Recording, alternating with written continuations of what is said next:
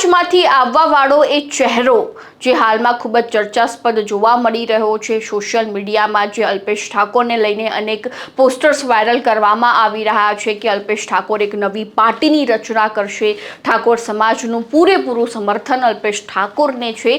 હવે સૌથી મોટો પ્રશ્ન એ છે કે આ પોસ્ટર્સ વાયરલ કેમ થઈ રહ્યા છે, કોના દ્વારા કરવામાં આવી રહ્યા છે, અને બીજો પ્રશ્ન એ પણ છે કે જો અલ્પેશ ઠાકોર નવી પાર્ટીની રચના કરે છે તો કોને ફાયદો થશે અને કોને નુકસાન થશે, તે જ અંગે વાત કરીશું આજે આ વિડીયોમાં। નમસ્કાર, સ્વાગત છે આપનું ક્રાંતિ માર્ગમાં અને હું છું મિક્ષુ ઠક્કર આપણી સાથે। જ્યારે અલ્પેશ ઠાકોર કોંગ્રેસમાં હતા તો તે સમયગાળા દરમિયાન સૌથી વધુ વર્ચસ્વ તેમનું જોવા મળી રહ્યું હતું, આંદોલનો તેઓ કરતા હતા, એક આંદોલનકારી નેતા તરીકે તેઓ ઉભરી આવ્યા। પરંતુ જેવો જ તેમને પક્ષ પલટો કર્યો, ભારતીય જનતા પાર્ટીમાં જોડાયા તો ક્યાંક ને ક્યાંક એ એક ઠાકોર સમાજના નેતા તરીકે સીમિત થઈ ચૂક્યા છે કે હા, આ સમાજમાંથી આવવાવાળા આ નેતા છે, ગાંધીનગર બેઠક પરથી ધારાસભ્ય છે અને મંત્રી બનવાની ક્યારની કાગડોળે રાહ જોઈને બેઠા છે। જેમાં થોડા સમય પહેલા જે મંત્રીમંડળનું વિસ્તરણ થયું તો સૌથી વધુ ચર્ચા એ બે વ્યક્તિઓની હતી, એ બે નેતાઓની હતી, તે હતા હાર્દિક પટેલ અને અલ્પેશ ઠાકોર।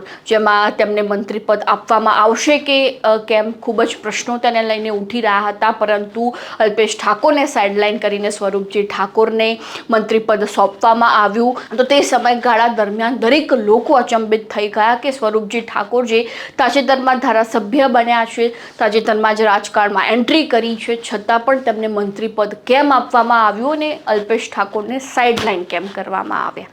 અને તે વચ્ચે હવે અલ્પેશ ઠાકોરની જો વાત કરવામાં આવે તો મંત્રીમંડળના વિસ્તરણ પહેલાં તેમણે અનેક શક્તિ પ્રદર્શન કર્યા કે તમારે મને મંત્રી બનાવવો પડશે, ભાજપે જો મને નહીં ગણે તો મારી પાસે ઠાકોર સેના, જે ઠાકોર સમાજ છે એ મોટી વોટ બેંક ધરાવવાવાળો હું નેતા છું। જો કે તેમનું એ પ્રદર્શન જે છે તે કામમાં ન આવ્યું, છેલ્લે તો તેમને મંત્રીપદ ન જ મળ્યું।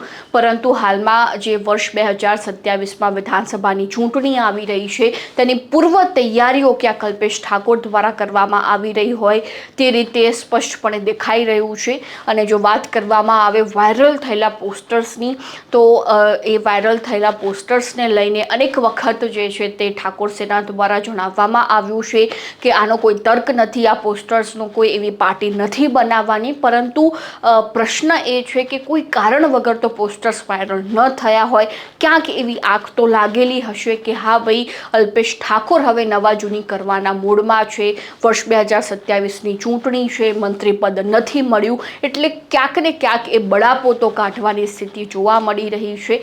બીજો પ્રશ્ન એ છે કે જો અલ્પેશ ઠાકોર નવી પાર્ટીની રચના કરે છે તો કોને ફાયદો થશે, કોને નુકસાન થશે।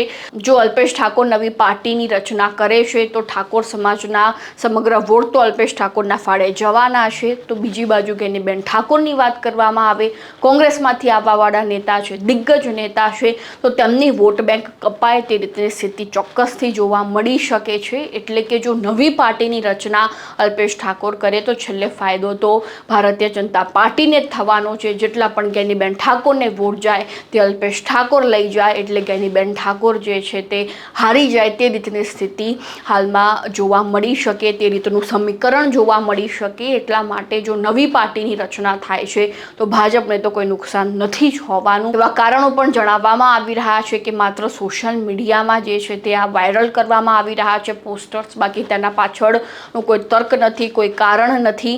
અલ્પેશ ઠાકોર જે છે તેને લઈને કોઈ નિવેદન પણ નથી આપી રહ્યા, એટલે સમગ્ર પાયાવિહોણી વાત જે છે તે હાલમાં કરવામાં આવી રહી છે આ પોસ્ટર્સને લઈને।